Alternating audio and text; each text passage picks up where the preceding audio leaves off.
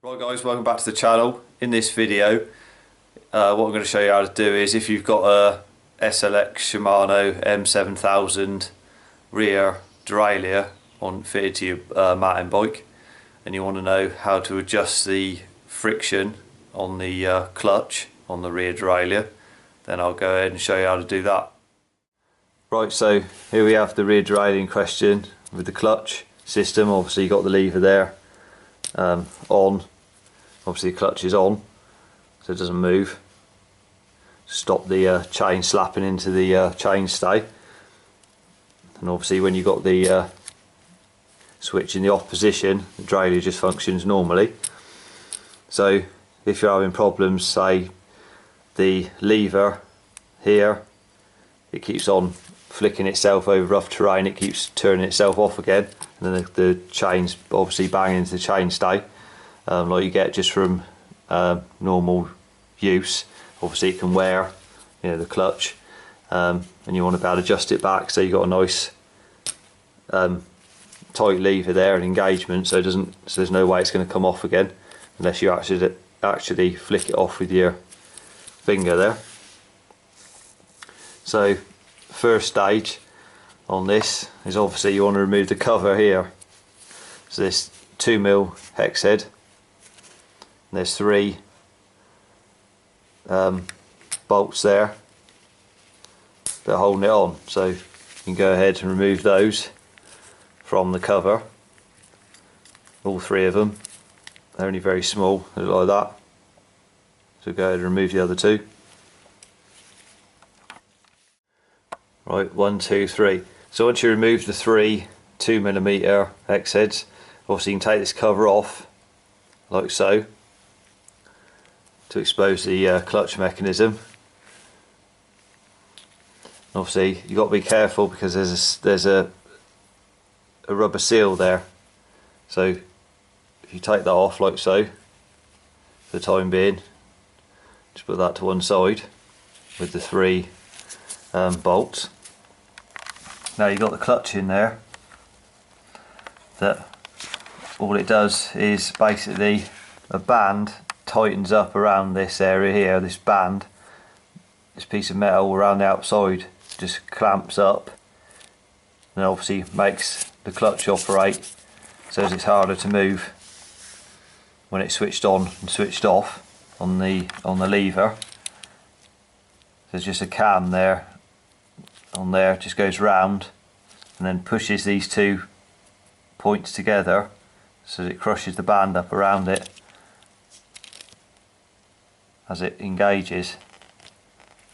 And when you let it off again, see it lets the tension off between there and there, so the gap opens up here. So when you put it on, it crushes that up, as you can see, and then you let the lever off and the gap opens up. So you can adjust that. Like I said, if your lever over time's not like it used to be when you purchase it new and it keeps disengaging, say, you can adjust that. So I'll show you how to do that. Right, so you get your 2mm hex head like I've got there, and there's a 2mm hex on the back there. Obviously you can turn it in like so. So by doing that, if you turn it in, only go in so far before it stops. So what that does is, by turning it in, the lever gets harder to engage, so there you'll barely be able to turn it on. So you don't want it like that, because obviously you might break the lever off or break something inside here, so it's too hard to push on. So you switch it off again, then you can just back it off anti-clockwise a little bit, then try it again like so.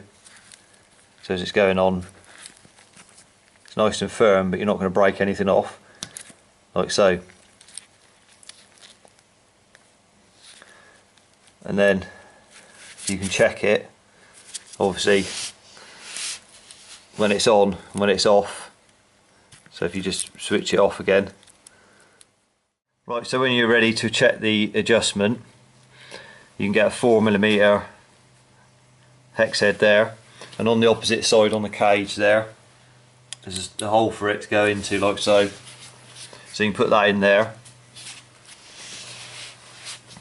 And then what you want to do is just put your finger up against this here to stop anything falling apart when you move it.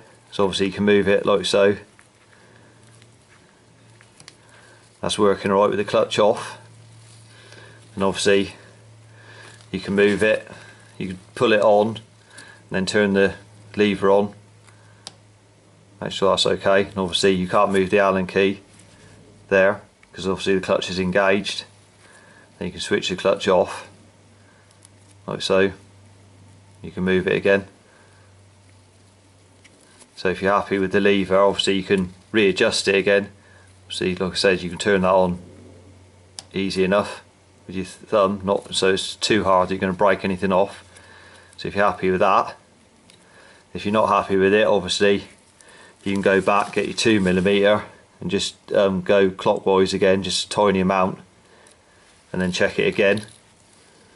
But if you're happy with it, obviously you can refit your cover, making sure that you've got the rubber seal on there that goes in, because if you don't fit that and you don't fit the cover properly, then the water's going to get in and it's going to rust out inside, so the clutch and the mechanism.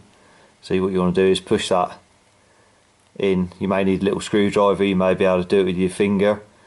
Just push the seal up in there, make sure it's sat in there. You can even, if you want to, just put a smear of grease onto it and put it in place, just to help keep the water out, so you know that no water was going to get into the clutch. So what I'll do is I'll go ahead and refit that. Now put the cover on. So you go ahead and just refit your outer cover, making sure that you sit it on there properly, it's actually sealed. And then just go ahead and get your 2mm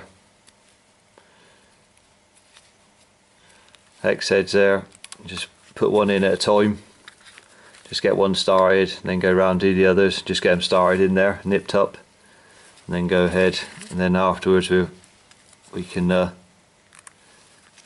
tighten them up properly. But for the minute, just go around and just get them cover held in place with the three, making sure that you don't cross thread them or anything when you're putting them in. So once they're in there, just hold on the cover with your thumb and just nip them down.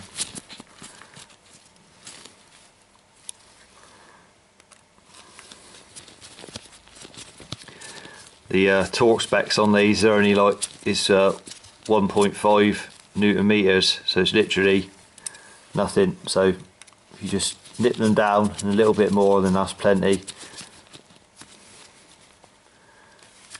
And that's the cover refitted on there. Right guys, that's the steps there complete. Obviously I didn't have the chain on fitted to the bike, because you want to be able to move the lower cage of the derailleur there forward and backwards to check it's working properly, so the chain wasn't fitted. I say, if you got a problem with yours and you're wondering what it was, why it was disengaging or it wasn't working properly, then it's worth just checking it, just to make sure, because it wears over time, and you know you might be just wondering why it doesn't work. It saves you having to buy a new derailleur just because it's something that could be easily adjusted. So if you found the video helpful, give it a thumbs up. Just remember to subscribe to the channel for more cycle related content. Until the next one, ride safe and I'll see you then.